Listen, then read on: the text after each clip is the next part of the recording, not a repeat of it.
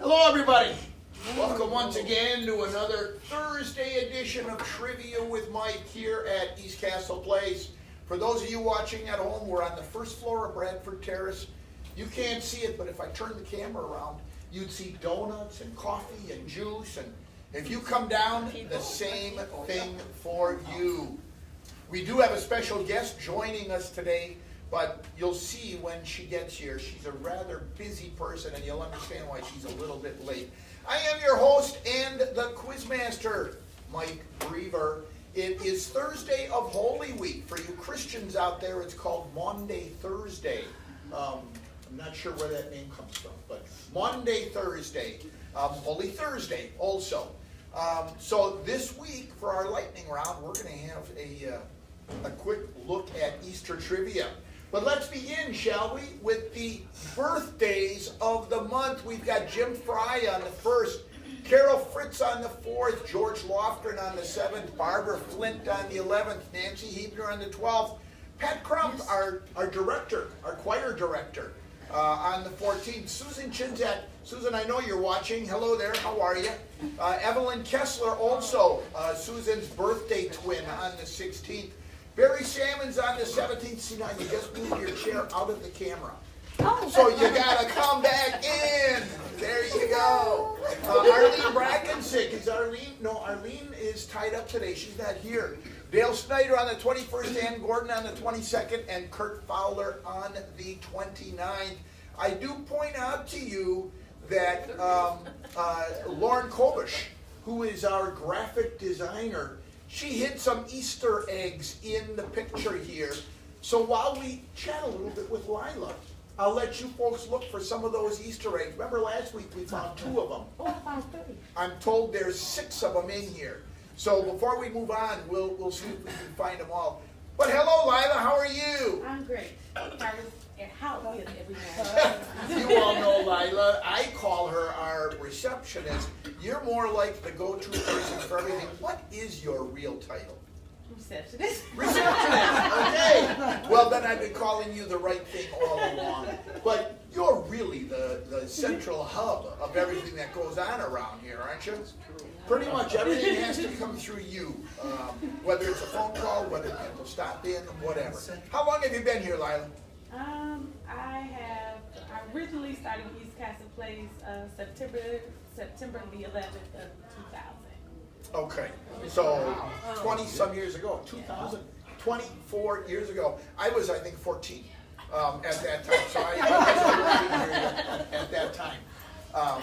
And you were 12, I think, right? Maybe. As I recall, yeah, you were an aide in the kitchen, I think, right? Yeah. No, I was a CNA, actually. Oh, I started off as a CNA here.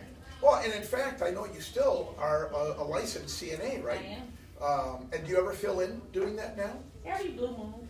Once, in fact, you and I talked over the weekend once when I was director on call. You had to deal with a medical issue, yes. And here I am, a nobody, but we were making medical decisions. We made things happen. Too. There you go. We made things happen. Yes, so tell me, Lila, we've come now through construction. We've come through COVID. What else is on the horizon that we need to be prepared for? What's next? Oh boy, going through it all over again, full circle. Flu season. Okay. Through the summer. You know, and you mentioned flu season. I heard earlier this week at a meeting that we're going to be having a COVID clinic again soon. Have you heard about that? Yes. Now, I know there's going to be a formal announcement about it, but is there anything you can share about that for our guests here today? It's just like any other COVID section clinic. Just show up. And it's a vaccination, a booster. And it's they have it run pretty smoothly. Show up and fill out the paperwork, and they have enough little sections where everyone gets in and out. So it's a one-stop shop right here. Mm-hmm. Come on down and we'll take care of you. And the new CDC guidelines, if I'm not mistaken, recommend every 4 months people get a booster now. Is that right? Oh my gosh. Oh, that's new to me. Okay, that's what I think it is. Every but 4 it's months, that's a lot. If you all remember in the past, Every time you got a booster, there was a little tweak to it because of a new strain or variant coming through. These are just boosters of the same, to build up your antibodies. I think that's what it is. But we'll find out. Clearly, Lindsay and Ashley, they know more about it than I do. I just make it up. You guys have to decide if it's real or not. We'll let you know as time goes on.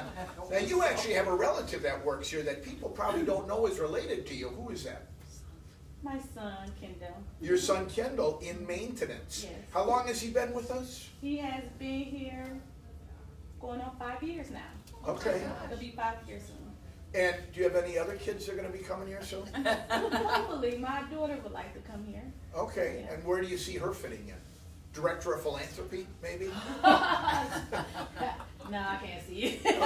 Okay. You do All a right. wonderful job where you are. Well, thank you very much. Thank you very much. We'll start her off somewhere, maybe the kitchen or something. Okay. Do you work this weekend at all? Oh no, we keep You it don't? off. Oh, I have plans. But I have noticed you and Famata juggle your shifts once in a while. She's here during the day, sometimes you're here at night, sometimes you're here at a weekend. It's basically all hands on deck to make sure we're covered, right? Yeah, we want to make sure that everyone's taken care of. So what's the most bizarre thing you've ever had to contend with working at the front desk? Oh my God. Give us that one issue that still sticks in your mind. Yeah. No names. No names. No names. I don't know. A lot of them. Nothing's really bizarre. Nothing's Okay. really bizarre. I mean, And that's because you're working with and on behalf of good people, right? Right, and- So bizarre things don't happen. yeah, it's not bizarre to me. Look how long I've been doing it, so Okay. it's not strange. Now, you started as a CNA 24 years ago. How long have you been doing reception work? Well, I started working at City Hall when I was 15 years old for a summer job.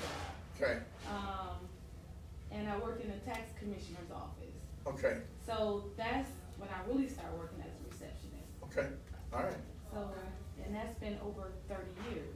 okay, all right. So, very experienced. Yeah. A people person, Yeah, right? Yeah. I love Okay. working with the people. All right, excellent. Well, shall we do some trivia? Let's go. All right, we've taken a look at the birthdays of the day. We're going to start today with Mr. Leslie Towns Hope, better known as Bob Hope to all of you. Born in May of 1903, lived 100 years. July of 2003, he passed away. We all know Bob Hope as a comedian, an actor, a singer, and a dancer. I've told many of you that my family has a history in music. My dad was a professional trombone player, in addition to working at the post office. His real love was music. But my great uncle was a concert pianist, going back to vaudeville days. And he played on stage. He also played movie theaters, the piano background music for silent movies. But as a result of that, my great aunt got to know Bob Hope. We talked about this a couple weeks ago when we had a conversation about Lawrence Welk. She loved Lawrence Welk. Just a wonderful man. She hated Bob Hope. She couldn't stand him. She knew Bob Hope in the 20s and 30s, and she said he was really an arrogant young man starting out. I think he ended up much more of a humble and a community conscious person, but my aunt didn't care for him very much, so there you have it. He did star, however, in 16 short and 54 feature films. He also hosted the Academy Awards 19 times. You know, you see him over there with his partner, Bing Crosby. He was actually born in Eltham, the district of Southeast London. He arrived in the United States at the age of 4, and he grew up in Cleveland. In his early days, believe it or not, he was a boxer. Wow. In the 1910s. But he moved into show business in the early 20s. From 41 to 91, which is actually probably what he's best known for. 57 tours into combat zones for the USO. I believe he was actually given an honorary rank at one point in time by the military. But really a much loved individual as a result of the selflessness that he had. And of course, you know, the boys overseas, this was a touch of home, especially at the holiday time. So much beloved. Also known for his partnership with Bing Crosby and the fake feud that they had for about 50 years. But they starred in the Road 2 movies along with Dorothy Lamour. A lot of people forget about the fact, but he also has a holiday tradition. He recorded the original recording of Silver Bells. It was in the Lemon Drop Kit.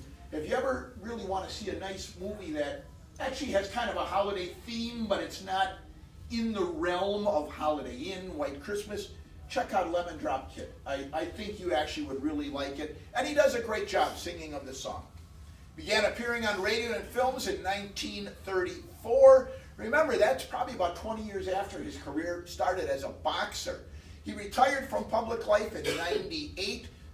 So actually, he was 95 years old. He was an entertainer until 95, and he died 2 months after his 100th birthday. He actually won Academy Awards in 1940, 1944, 1952, 1959, and 1965.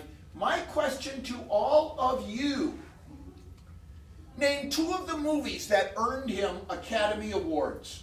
Name 2 of the movies that earned Bob Hope Academy Awards. Can you Google? No, I'm sorry, you can't. Remember, 40, 44, 52, 59, and 65. Name 2 of the movies for which he won an Academy Award. Any guesses? Were they all for Best Actor? He never won one for Best Actor. Remember the name of the road movies? Road to Morocco? Road to Morocco, Road to Beijing. I don't know. I don't know what they all were. But no, none of the road. He did not win an Academy Award for any of the road movies. And I'll tell you right now, he did not win one for the Lemon Drop Kid either. He played kind of a huckster, a flim-flam man.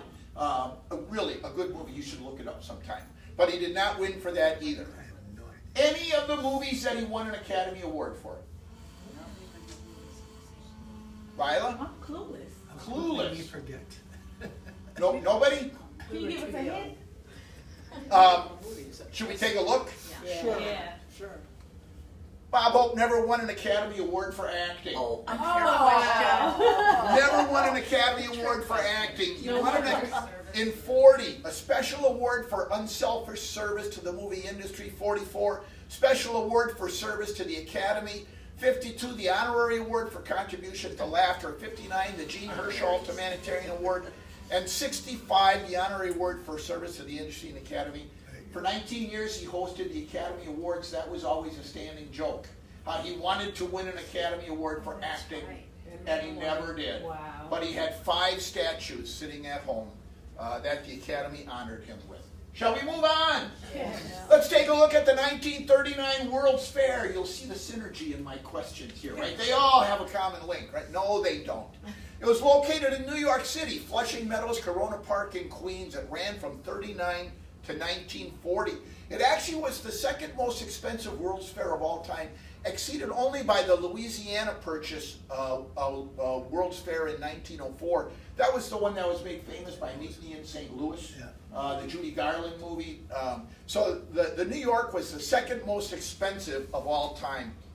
It actually wasn't necessarily intended as a World's Fair so much as it was a way to lift the city out of the Great Depression. At that time, they were also building the Empire State Building, not because they needed it, but a big construction project like that created jobs, got money out into the community. The planning for the World's Fair ran from 35 to 39. Obviously, it ran on the eve of World War II. The organizers, by and large, were the most influential people in New York. The mayor, city council members, big philanthropists, business people. They were the planning committee, and it was to spur the economy in the city of New York. Over the next 4 years, the committee planned, built, and organized the fair and its exhibits, taking part in creating the biggest international event since World War II. And remember, the world we live in today was shaped as a result of World War I. Almost everything since then has come as a result of all that. And even at this time, World War II was a result of the fact that, the grievances of World War I were never really settled, and it still goes on. Nations under occupation presented pavilions as a sign of hope and nationalistic pride. These nations under Nazi occupation had to scale back their presentations. And as you can see already, Europe was being taken over. It was the first exposition to be based on the future. The slogan was Dawn of a New Day. It allowed all visitors to take a look at the world of tomorrow. Many of the buildings were destroyed after the close of the fair, but some remained until the 1965 World's Fair, which took place at the same site. My question to all of you: who was the official greeter of the 1939 World's Fair who left her position to take a prominent role in the film Little Men? Who left her role as the greeter of the 1939 World's Fair to take a role in Little Men? Elizabeth Taylor? Not Shirley Taylor. Judy Elizabeth Garland? Not Taylor. Judy, not Elizabeth Taylor. I'm sorry. I combined a couple names there. No, not Shirley Temple, not Elizabeth Taylor. Anybody? Starred in the movie Little Men. Janet Leigh? Not Janet Leigh. What other movie did she star in? Ah. Give us a hint.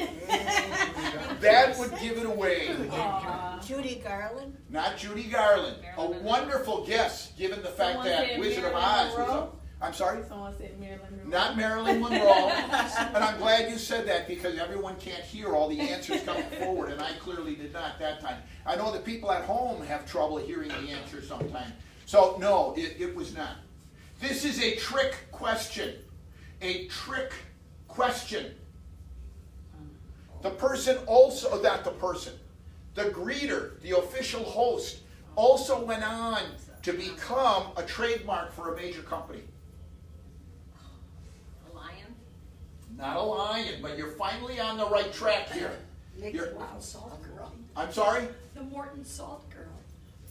You're starting to get on the right track now. The official greeter. The doughboy. Not the doughboy. This was a real life entity that was the greeter. Aunt Jemima? An animal? Not Aunt Oh Jemima. my God. I'm sorry. Not Betty Crocker. Someone else had a guess? Elsie. I think it's an animal.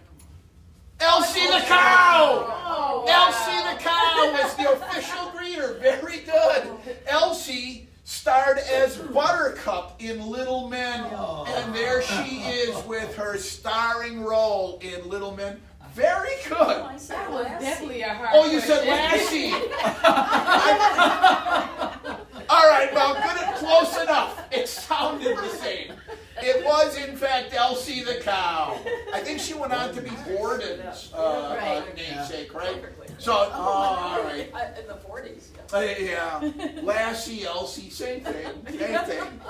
All right, there we have it. Buttercup and Little Men. It's time for the lightning round. We're going to move on to Easter trivia. What is a traditional pastry served in England? In fact, it is the traditional pastry served on Good Friday in England. Hot cross buns. Yes, hot cross buns, the Good Friday tradition. In what country did the Easter Bunny originate? Germany. Yes, Germany. The Easter Bunny originated in Germany. Good job. What South American country actually owns Easter Island? What South American country Come on, actually James, you got the owns answer. Easter Island? Argentina. Not Argentina. Peru. Not Peru. Venezuela. Not Venezuela, but Chile, yes. Chile owns Easter Island. How come? Who was the first president to host an Easter egg roll in 1878? We have a chair here if you want to join us. The Easter egg roll in 1878. Who was the first president to host the Easter egg roll? Oh my gosh. I'll give you a clue. I grew up on a street named after him. Cleveland. Not Cleveland, no. Yeah. Cleveland was 4 blocks away. I grew up in a part of Milwaukee where all the streets were named after presidents. Garland? McKinley. I'm sorry, not McKinley, No, Garland. Buchanan. not Garland, not Buchanan, Garfield? not Garfield, What? Roosevelt? not Roosevelt. Which Roosevelt? Neither! It was neither. Washington? Not Washington. Shall we look? Yeah. Rutherford B. Hayes. Oh, of course. And I grew up at 2929 West Hayes Avenue. What country originated the art of dyeing Easter eggs? Ukraine? Yes, Ukraine. And what color You guys is are the good. traditional color for Easter eggs based on the tradition that Ukraine started? Red, absolutely. Red one. Ukraine started it. Red was the original color, and it was to represent the blood of Christ. Who composed the music in the movie Easter Parade? How do we get Irving all Berlin. these Irving pastel Berlin, colors? correct. Irving Berlin. What female garment became popularized as a result of the song Easter Parade? The Easter bonnet, that is correct. Here you see Judy Garland with Fred Astaire. There probably was a 30-year difference between the two of them, I think, in that movie. Who was the president that introduced the Easter Bunny to the traditional Easter egg roll at the White House? Okay, did we name any of those presidents? No, this is one that has not been named yet. And I'll tell you, Rutherford B. Hayes did the Easter egg roll in 1878. This is much later. Much, much later. Eisenhower. I'm sorry? Eisenhower. Not Eisenhower. It actually was after Eisenhower. Nixon. Not Franklin. No. Teddy. No. It was after Eisenhower. Nixon. Yes. Richard Nixon introduced the Easter Bunny to the traditional Easter egg roll. Was he inside? What traditional bread-based snack is associated with Easter because the design of the product is said to remind people of praying arms and hands? French bread? I'm sorry? French bread? Not French bread. Oh, Arms and hands. Yes, a traditional bread-based product that, not hot cross buns. We're on a different... Pretzel. Yes, the pretzel. It's said to remind people of praying arms and hands. We're going to take a look at some quick biblical questions. did not know that. What did Judas trade Jesus for? 30 pieces of silver. 30 pieces of silver. Who was released instead of Jesus to the crowd? Barabbas, correct. What holiday, yeah, I guess it is the holiday. What holiday were the Jews celebrating at the time of Jesus' Passover. Passover, that is correct. Boy, you guys are biblical scholars. Very good. We're going to move on to finish this quote, but very good on the Easter things. Sir Ian McKellen, born in May of 1939, still alive. He's an English actor with a career spanning more than 7 decades, screen and stage, ranging from Shakespearean dramas to fantasy and science fiction. He's regarded as a British cultural icon. He was knighted by Queen Elizabeth II in 1991. Received numerous accolades, Tony Awards, 6 Olivier Awards, a Golden Globe Awards, and he's been nominated for Academy Awards, BAFTA, that's the British Association of Films, Television, Actors Awards, and 5 Emmy Awards as well. McKellen made his stage debut in '61 at the Belgrade Theater, so he's been doing it for 60-some years. He made his first West End appearance in '65. In '69, he was at the Prospect Theater Company doing his first Shakespeare lead, Richard II and Marlowe's Edward II. He's actually most famous to contemporary viewers because of the Lord of the Rings trilogy and The Hobbit. The Lord of the Rings and The Hobbit are actually 4 separate books by J.R.R. Tolkien. If you've never read them, I highly recommend them. My favorite is The Hobbit, the original one. but the other three are very good as well. He did the titular role of King in Richard III in '95, but again, this is the one that made him the most famous. He also actually turned down the role of Dumbledore in Harry Potter, and I think he made just as much money doing this, so that was not one of those things that came back to bite him.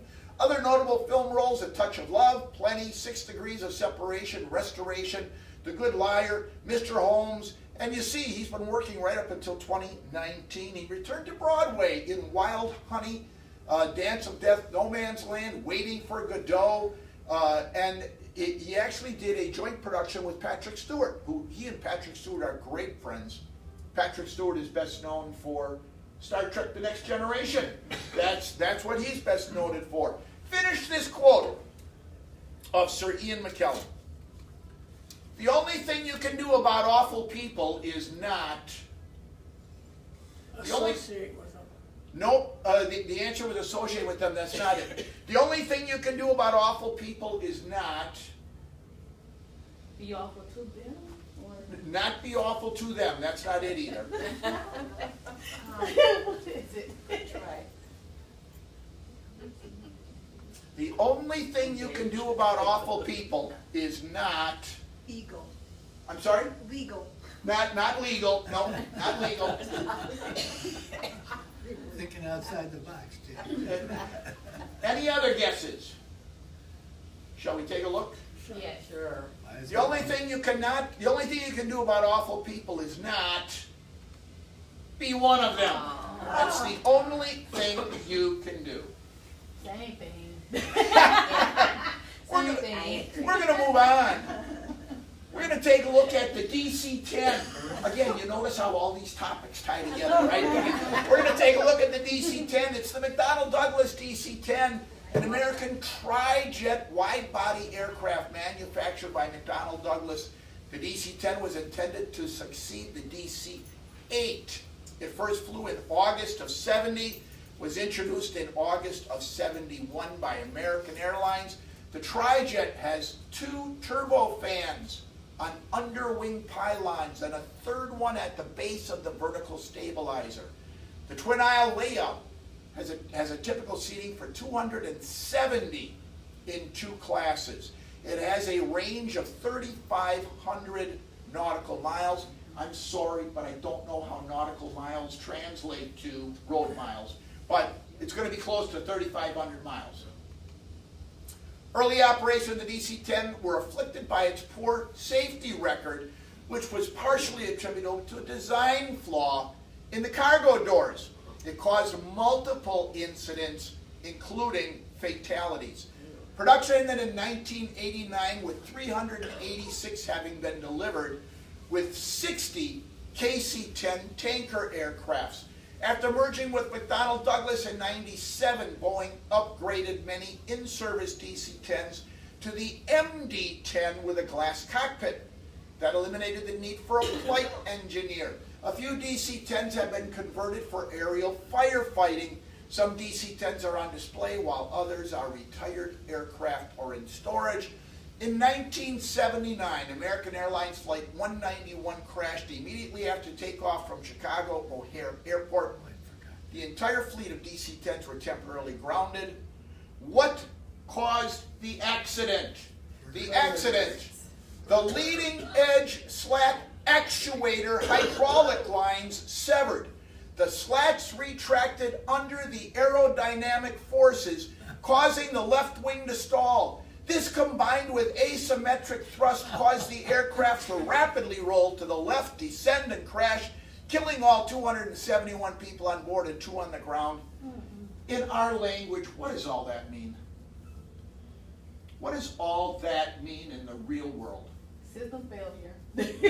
Well, it is a system failure, but more catastrophic than that. A bird flew into it? That's a really good guess, but that's not it. There have been accidents where birds fly into the engine, they get sucked in. Too many people on a plane for one thing. Well, yeah, not overcrowding on the plane. That's not it either. What does the leading edge slat actuator hydraulic lines, what does all that mean to laymen like you and me?